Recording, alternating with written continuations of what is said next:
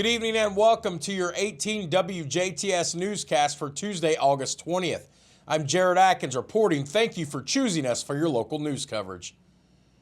The DuBois County Board of Commissioners convened for their regular session Monday morning with a focus on improving various aspects of county life. Here are a few of the focal points from that meeting. A key highlight was Samuel Osterman, a senior at Jasper High School's presentation about his Eagle Scout project. Samuel had proposed a missing in action and prisoners of war monument for the courthouse square.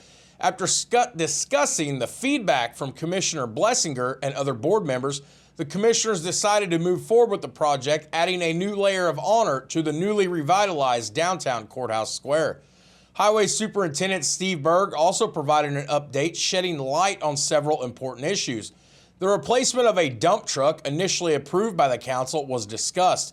Since the 4-H fairgrounds needed a dump truck but had a less demanding need compared to the highway department, the board considered repurposing the truck for the fairgrounds instead of selling it. County Highway Engineer Brent Winholt provided a brief overview of current issues and future needs. He highlighted a funding gap that would need to be addressed later and discussed findings from a recent conference. The conference evaluated various road paving products, revealing that the county's current asphalt-based option, though the second most expensive, performed poorly compared to a more cost-effective and eco-friendly polymer-based product. In another development, Commissioner Blessinger proposed a motion regarding the Dogwood Animal Clinic. With the DuBois County Humane Society's funding no longer covering certain expenses, the board agreed to allocate county funds to cover flea and tick treatments and up to 10 days of boarding for stray animals taken in by the DuBois County Sheriff's Department. The council supported increasing the budget for this purpose to $10,000. You can read the full recap from yesterday's meeting on our website or view the stream from yesterday on the DuBois County Government's YouTube page. The Huntingburg Police Department announced on their Facebook that they have received 4 reports of stolen vehicles over the last week. Officers successfully recovered one of the stolen vehicles.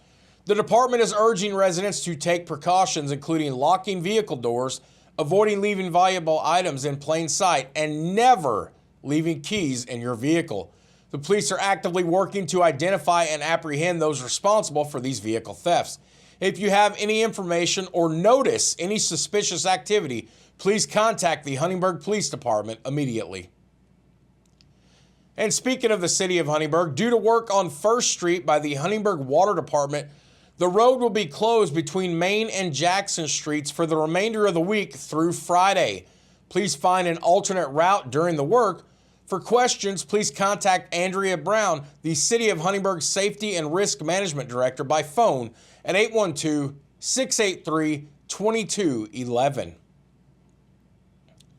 In a very dramatic move to protect public health, the Indiana State Board of Funeral and Cemetery Service has suspended the license of Spring Valley Funeral Home in New Albany, Indiana for 90 days.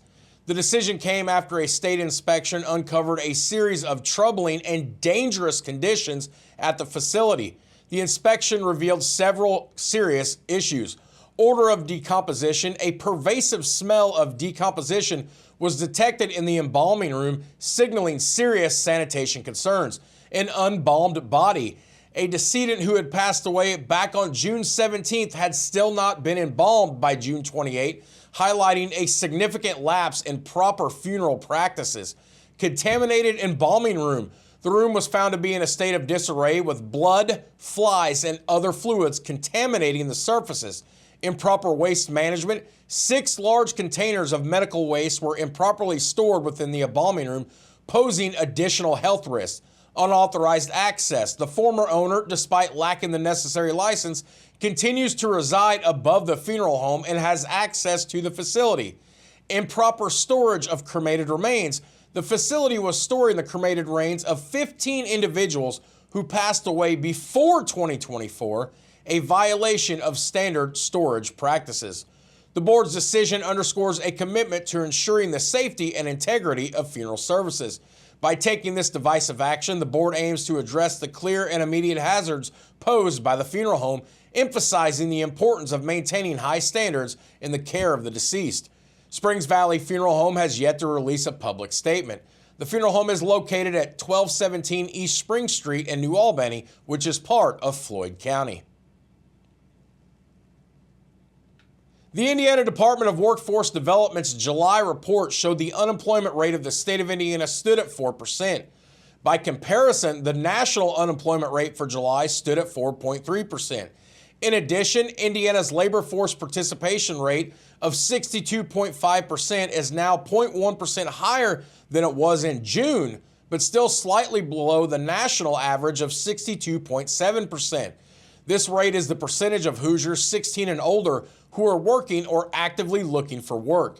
Those not in the labor force include primarily students, retirees, and other non-working populations, such as individuals unable to work due to a disability or illness, the adults responsible for their child's family care. Here's how the numbers look at a local level. Martin County had the lowest unemployment rate in Indiana for July with 3.6%, according to the Department of Workforce Development. Here in DuBois County, we followed closely behind with 3.7%, while Davis County saw an increase to 3.8%. Pike County's unemployment rate stood at 4.6%. Indiana's total labor force stood at 3.3 million. You can view the full report on our website. Lassie, Indiana has announced the upcoming 11th annual Latino Culture Fest set to take place next weekend on August 30th and 31st at Market Street Park in Huntingburg. This festival celebrates the rich and diverse cultures of Latin America, offering a day full of music, dance, food, and community. The 11th annual Latino Culture Fest is a family-friendly event that invites everyone to immerse themselves in the vibrant traditions and customs of Latin American countries. Attendees can look forward to live entertainment, authentic Latin American cuisine, cultural arts and crafts, family activities, and community resources. Admission to the Latino Festival is free and all are welcome to attend. The DuBois County Chamber of Commerce has announced the launch of its quarterly business grant initiative, a program designed to support and promote locally owned businesses that are active members of the chamber. The quarterly business grant is awarded to a locally owned business that demonstrates a strong commitment to community engagement, business excellence, and economic contributions to DuBois County. Each quarter, the selected business will receive a $1,500 award. To qualify, businesses must be locally owned and current members of the DuBois County Chamber. The selection process will consider various factors, including community involvement, business performance, and future growth potential. The deadline to apply for the first award is September 6th. For more information, you can visit our website. And you can join the Heart of Jasper for a delightful evening at the downtown square tomorrow evening from 5 to 7 p.m. for the very popular Shop and Sip event. Enjoy a fun night of shopping with local merchants while listening to live music by Kirby Staley by the Fire Pit in the northwest corner of the square. The Astra will be serving beer and wine in the downtown Jasper Social District cups, and other beverages will be available at participating social drink establishments.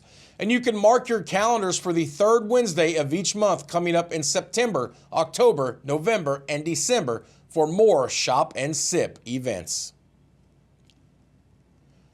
And in other news, Girls on the Run of Southwest Indiana will host its 2024 Sneaker Soiree on November 1st at the Tim Clark Cultural Center. The evening will include dinner, drinks, and dancing with live music by the First and Main Band from 8 to 11 p.m. Doors open at 6 p.m. with dinner at 6:30. The event supports Girls on the Run's mission to empower young girls. Tables of 10 are available for $1,000 with individual and couple pricing options. Sponsorship opportunities are also available. To reserve a table, please contact Jonna Brightweiser at jonna.brightweiser@girlsontherun.org. And that has been a look at your local news here on 18 WJTS. Coming up next, we'll head out to the DuBois County Humane Society for our Pet of the Week segment with our friend Tori, followed by our 18 WJTS weather.